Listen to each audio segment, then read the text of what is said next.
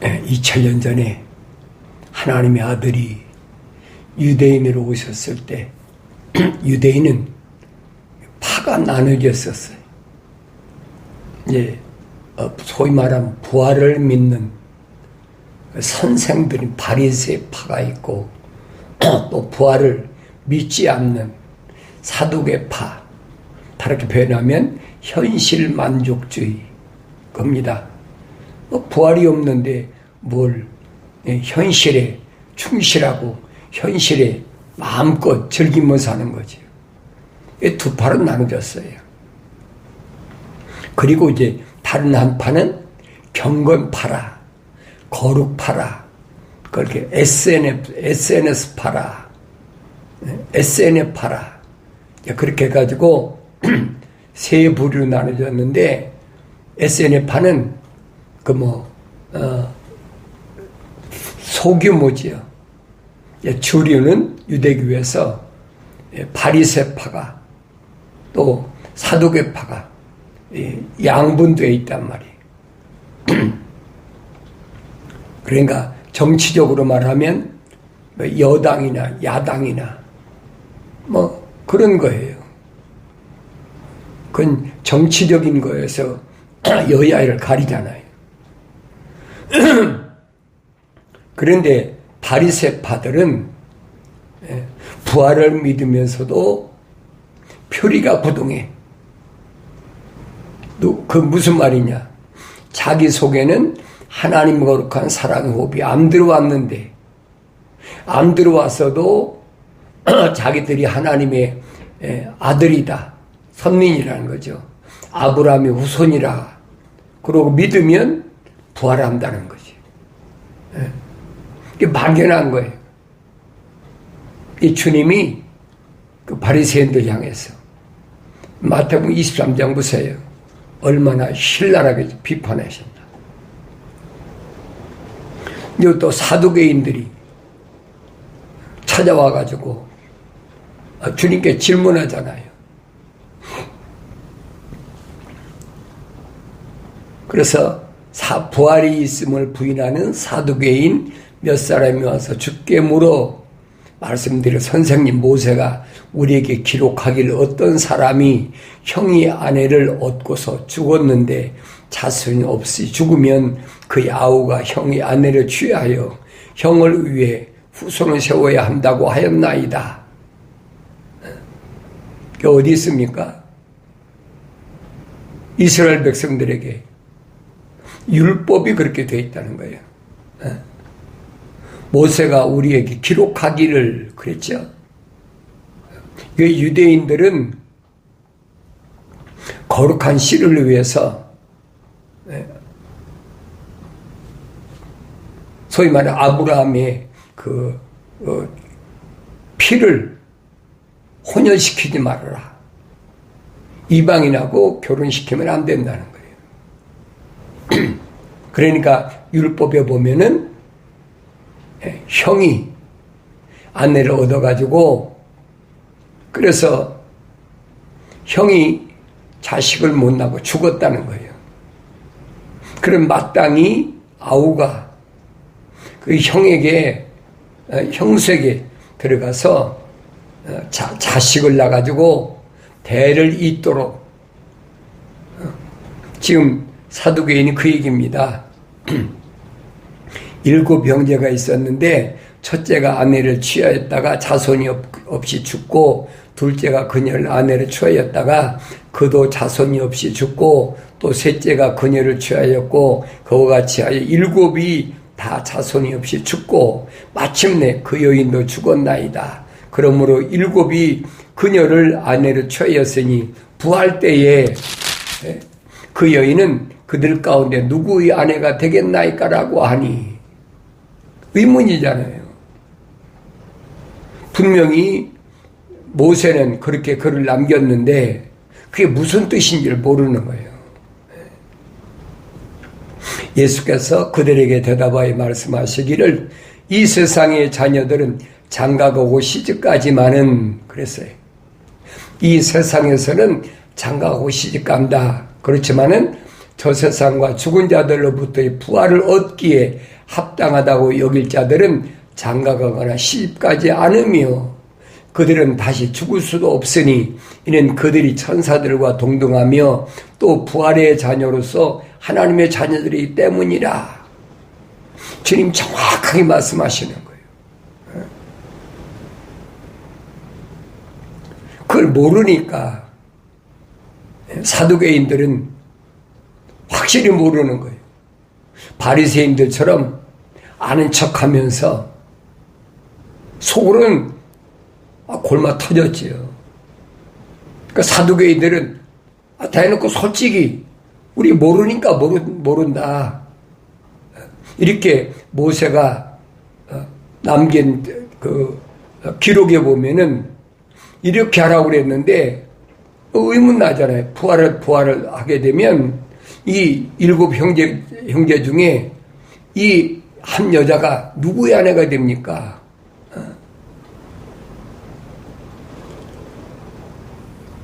죽은 자들이 일으켜지는 거로 모세도 그가 주를 아브라함의 하나님, 이삭의 하나님, 야곱의 하나님이라 부를 때 가시덤불에서 이를 밝힌 것이라.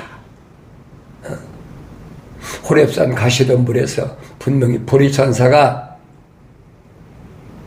나타났잖아요. 불을 다스리는 불의 천사가 아니에요. 불을 다스리는 천사, 물을 다스리는 천사. 잘 아셔야 돼요. 물이 천사가 아니라 말이야. 물을 다스리는 천사. 또 불이 천사가 아니에요. 불을 다스리는 천사지. 요한계시로 기록됐잖아요. 죽은 자들이 일으켜지는 거로 모세도 그랬죠. 죽은 자들이 일으켜진다. 부활한다는 얘기.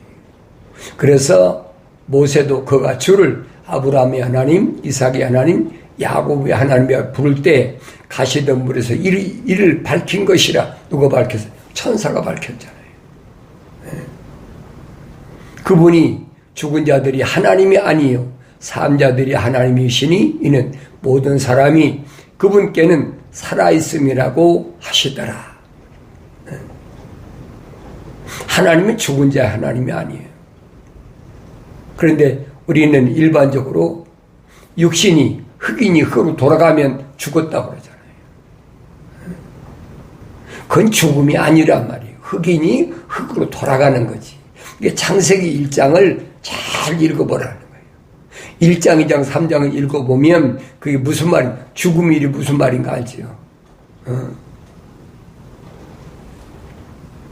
하나님께서 첫사람 아담에게 선과 악의 지식의 나무에서 나는 걸 먹으면 내가 반드시 죽으리라. 그게 무슨 말인가 알아야지. 영생하지 못하면 죽는 거예요. 우리는 일반적으로 과학이 뭐라 합니까? 이 육신이 흙으로 돌아가면 죽는 거라고 그러잖아요. 그러니까 성경에서 뭐예요? 이 육신이 흙으로 돌아가는 건 첫째 사망. 혼이 불못에 들어가는 것은 둘째 사망 그러잖아요.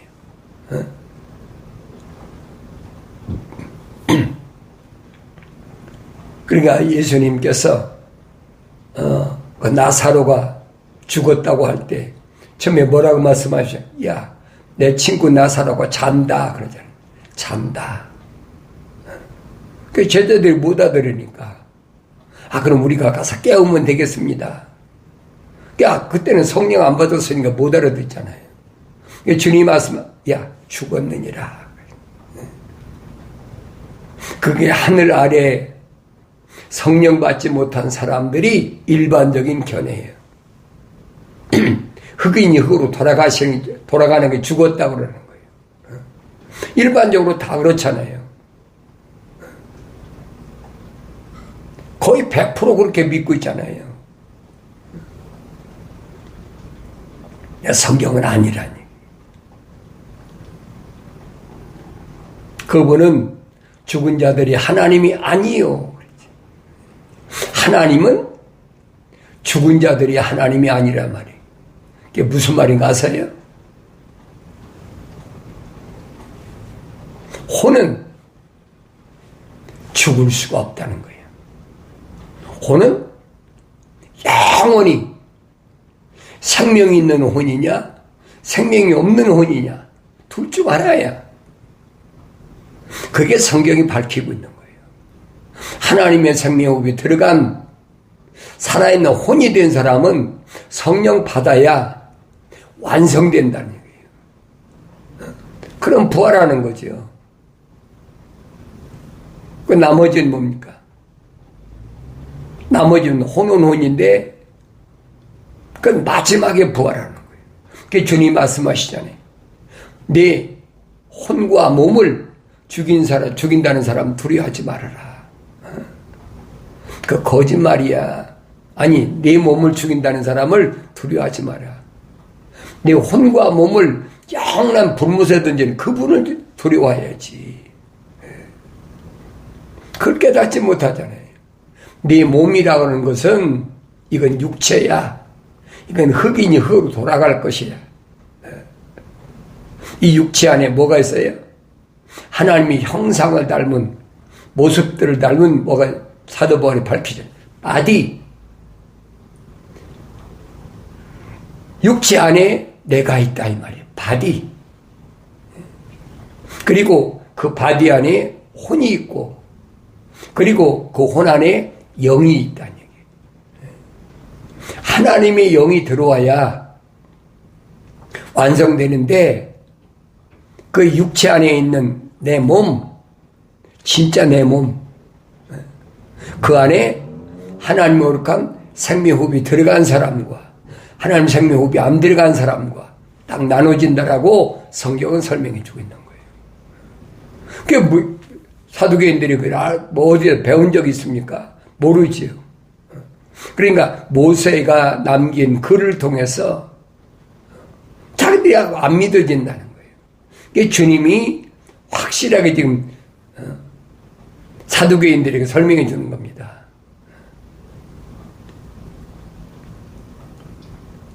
그 마태복음에서는 다른 복음에서 뭐랍니까? 부활 때는 시집도 장가도 안 간다. 설명해 주고 있잖아요. 그 분명히 알아야지요.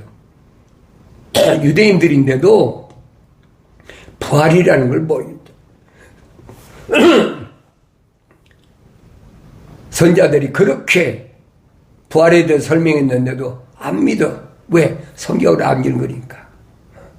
지금도 똑같아요. 지금도 성경을 안 읽으면 부활이 없다고 바리새인들이 사두개인들이 말하는 그 편이나 안 믿어지니까. 누가 부활한 사람 봤나? 성경밖에 다른데 어디 있어요? 내가 죽었다 살아나는 사람이 어디 있어요?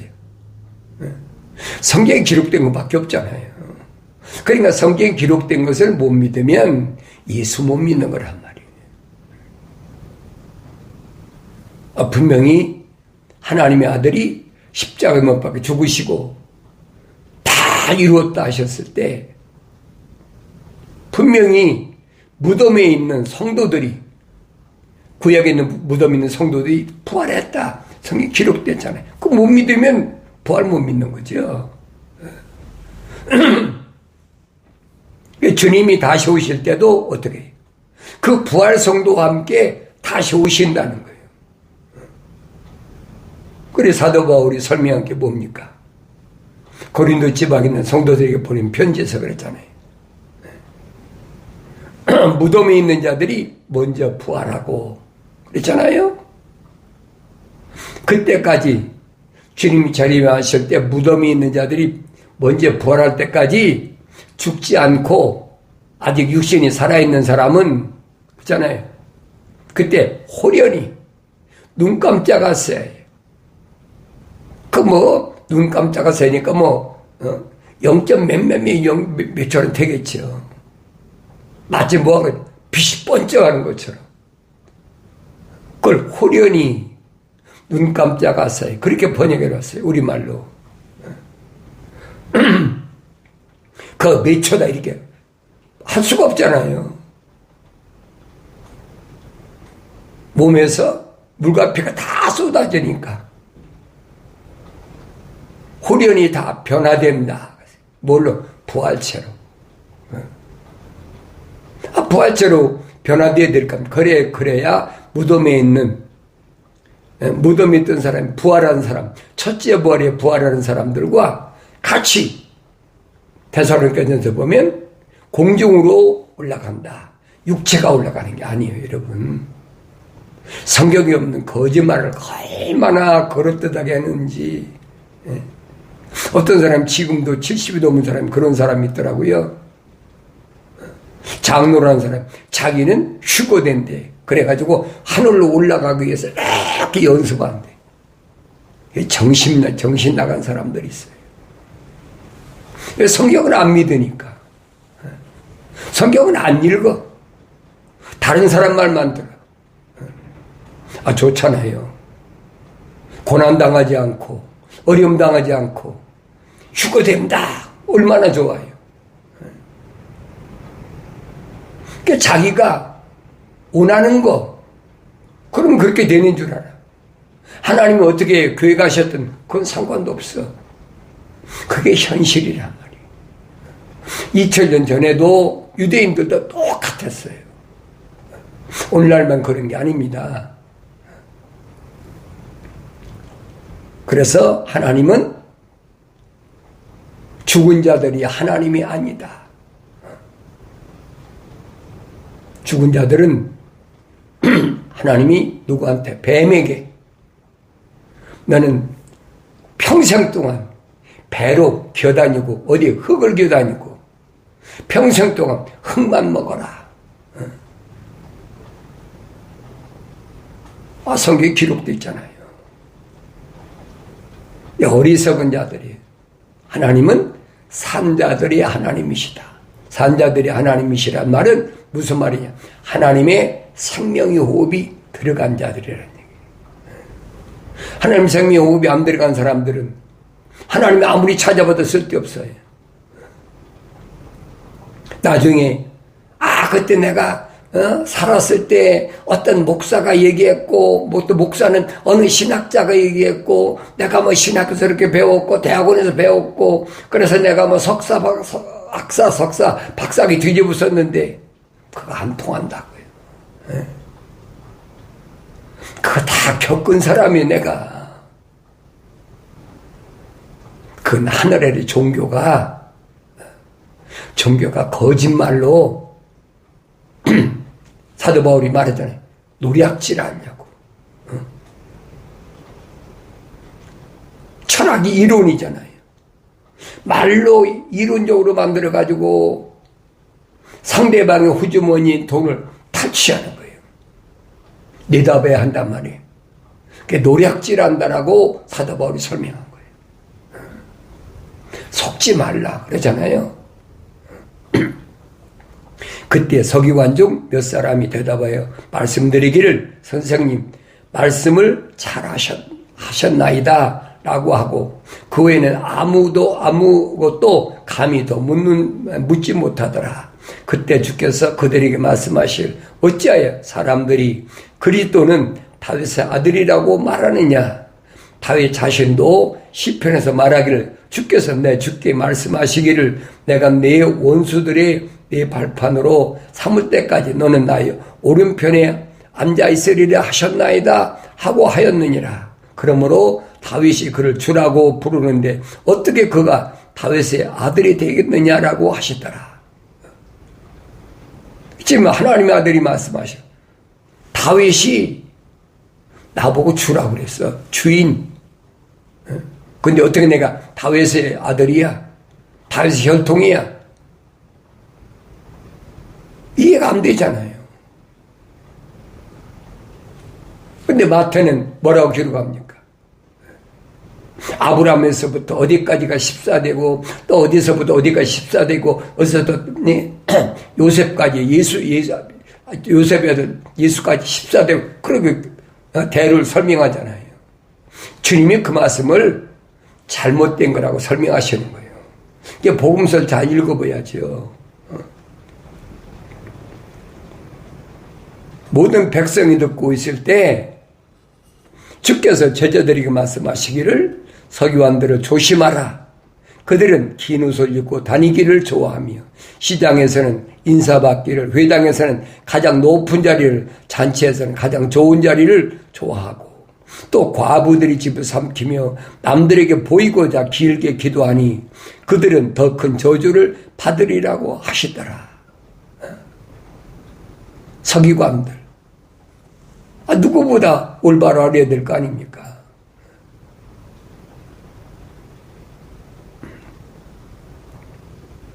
그래서 주님께서 말씀하시는 거예요. 마지막 때 예루살렘이 돌 하나도 돌 위에 남지 않고 다 무너지겠다. 궁금하잖아요, 제자들이. 언제 이런 일이 일어나겠습니까? 주께서 말씀하시오. 너희는 미혹되지 않도록 주의하라. 이는 마른 사람이 내 이름으로 와서 말하기를, 그러죠. 내가 그리스도라, 때가 가까웠다고 하리라. 그래도 너희는 그들을 따르지 말라. 미혹되지 않도록, 홀리지만 않도록 조심하라는 거예요. 많은 사람이, 한두 사람이 아니에요. 지구는 둥그르니까, 언어가 나는 200몇 종족이니까 그런 줄 알았지. 언어가 수천 개 언어가 있다는 거예요. 지구 안에는. 그러니까 그 소수민족까지 따지면 그렇게 많다는 거죠. 그런데 그들이 내 이름으로 와서, 예수 이름으로서 와서 말하기를 내가 그리스도라. 자칭 예수, 자칭 하나님 얼마나 많아요.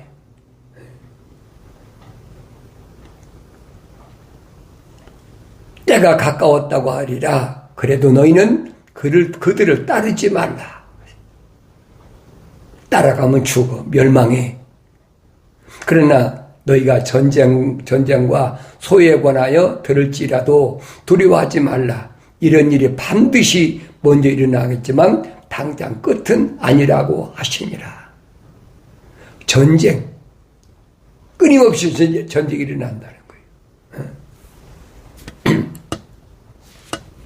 또 그들에게 말씀하시기를 민족이 민족을 대적하고 나라가 나라를 대적하여 일어나리라. 또 큰 지진이 여러 곳에서 있을 것이요. 기근과 역병과 무서운 광경과 큰 표적들이 하늘로부터 있으리라. 그러나 이 모든 일이 있기 전에 내 이름으로 인하여 그들이 너희에게 손을 대어 박해하리니 회당과 감옥에 넘겨주어 왕들과 집권자들 앞에 끌고 가리라. 그때가 너희에게는 증거하는 기회가 되리라. 무슨 증거예요? 하나님의 아들을 증거할 수 있는 기회라는 얘기예요. 그러므로 너희는 미리 말하려고 생각하지 않겠다고 마음에 작정하라. 내가 그들이 끌려가면 내가 이렇게 말할 것이다 라고 작정하지 말라는 얘기예요. 미리 계획하지 말라는 얘기예요. 너희를 대적하는 모든 자가 반박하거나 정하지 못하도록 내가 너희를 구변과 지혜를 주리라. 너희는 부모와 형제와 친척과 친구들에 의해서 배반당할 것이며 그들은 너희 가운데서 몇 사람을 죽이리라. 나를 모르는 사람을 해치는 게 아니에요. 분명히 그랬잖아요. 부모와 형제와 친척과 친구들에 의해서 반드시 내가 어려움을 당한다. 심지어는 죽임까지 당한다는 거예요. 또 너희는 내 이름 때문에 모든 사람에게 미움을 받으리라. 그러나 너희는 머리카락 하나도 결코 손상되지 않냐리라. 너희 인내로 너희 혼을 얻으라.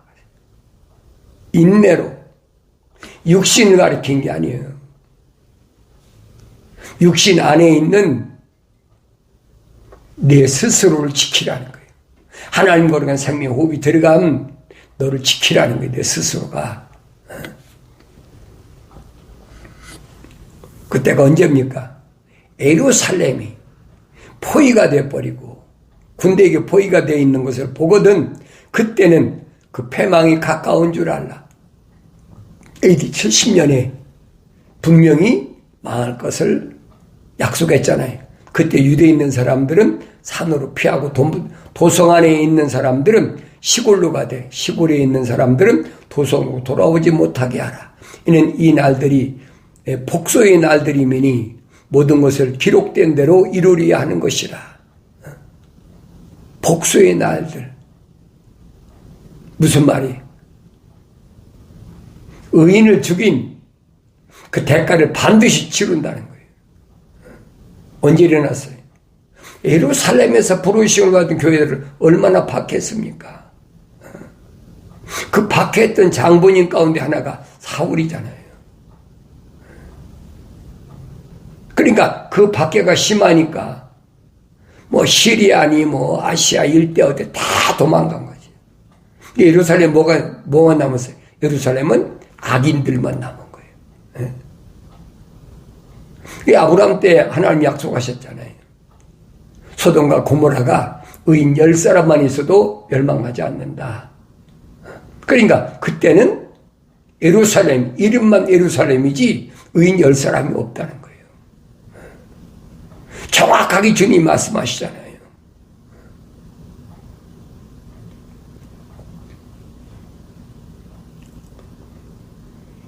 이 날들이 복수의 날들이니 모든 것을 기록된 대로 이루려 하는 것이라. 그날에는 아이벤 자들 사람들과 젖먹이는 사람들에게 화했으리라. 이는 그 땅에는 큰 고난이 이 백성의 진노가 있을 것이기 때문이라. 또 그들은 칼날에 쓰러질 것이며 모든 민족들에게 사로잡혀갈 것이요. 또 예루살렘은 이방인들의 때가 찰 때까지 이방인들에게 짓밟히리라. 예루살렘 주인이 누굽니까? 하나님의 아들이잖아요. 그러니까 언제까지? 이방인의 때가 찰 때까지. 이방인의 때가 언제입니까? 주님 말씀하시잖아요. 120명에게 예루살렘은 떠나지 말고 아버지 약속하신 것을 기다리라. 몇 날이 못되어 성령 임하시면 여기 예루살렘과 유다와 사마리아 땅끝까지 이르러 내 증인이 되리라. 약속하셨잖아요. 그때까지는 예루살렘은 이방인들이 발을 짓밟힌다. 지금 예루살렘은 이방인이 발을 짓밟혔지. 이스라엘이 차지했습니까? 계속 전쟁이 나는 거예요. 여러 말로 별의별 소리 거짓말해도 하나님의 아들이 직접 밝혔잖아요. 이방인의 때가 차기까지는 해결이 안 된다는 거예요. 예루살렘은 이방인이 짓밟힌다는 거예요. 그러니까 유대인들이 무슨 이슬람 사원 우리 잘 알잖아요. 예루살렘에 있는 거. 그 솔로몬 성전인데 이걸 폭파시키고 여기다가 제3성전은 저 가서 별의별 얘기를 다 하잖아요. 제3성전 짓겠다고 그래가지고 거기에다가 지금 모든 성전에 들어갈 모든 것들을 다 준비해놓고 심지어는 붉은 송아지까지 다 준비해놓고 그 어리석은 생각이야. 세상은 그렇게 되는 게 아니란 얘기예요. 주님 말씀하시잖아요. 마지막 때는 어떤 사건이 벌어지느냐. 주님 재림하실 때 해와 달과 별들은 표적들이 있을 것이며 땅에는 민족들이 혼란 중에 괴로워하며 바다와 파도가 노하리라. 이 땅이 앞으로 무슨 일이 일어날 것인가를 생각하면 사람들이 마음이 두려움으로 인하여 실신할 것이라. 이는 하늘의 권능들이 흔들릴 것이기 때문이라. 그때 사람들은 인자가 구름을 타고 권세와 큰 영광으로 오는 것을 보리라. 그러나 이런 일이 일어나기 시작하면 위를 보고 너희는 머리를 들라. 이는 너희 구속이 가까웠음이라고 하시더라. 주님 정확히 말씀하시잖아요. 주님이 재림의 시기에 대해서. 그런데 사람들이 가문이설로 사람들을 얼마나 미혹하는지 말도 못하죠. 오늘 경건의 훈련에 참여한 여러분들은 어때요? 그까짓 거면 전쟁이 일어나는 거, 뭐 하는 거, 무슨 상관이 있어요? 어차피 흑인이 흑으로 돌아갈 건데 분명히 약속하잖아요. 내 머리털 것 하나 상하지 못해. 이 육신의 머리 가리킨 거 아니에요. 육신 안에 있는 나를 가리킨 건데 그 성령 받아야 알게 되죠. 그게 두려움이 없는 거예요. 그게 자유하면 없는 거예요. 진리가 너를 자유케 하리라. 주님이 약속하셨잖아요. 진리가 내 안에 들어와야 내가 자유롭지요. 그 성령을 진리의 영이라고 그러잖아요. 진리의 성령이 내 안에 들어오면 자유한 거예요. 두려워하지 말아라. 이 말씀을 기억하시고, 지금 사방에서 전쟁이 일어나고 뭐 우주가 어쩌고 벨소리 다 해도 이제는 뭐예요? 머리를 들고 하늘을 바라볼 때다. 네 생각과 마음과 삶의 가치관을 땅에다, 하늘 아래다 머리 숙이지 말고 이제는 생각과 마음과 삶의 가치관을 하늘 위에 우리 주님이 오시겠다고 약속하신 그곳을 바라보라는 얘기예요. 육신이 얘기하는 것이 아닙니다. 이런 말씀을 통해서 나 자신을 돌이켜보고 밀려오는 환경에서 두려워하지 마시고 담대함으로 승리의 기쁨이 있는 복된 삶을 살아가길 바랍니다.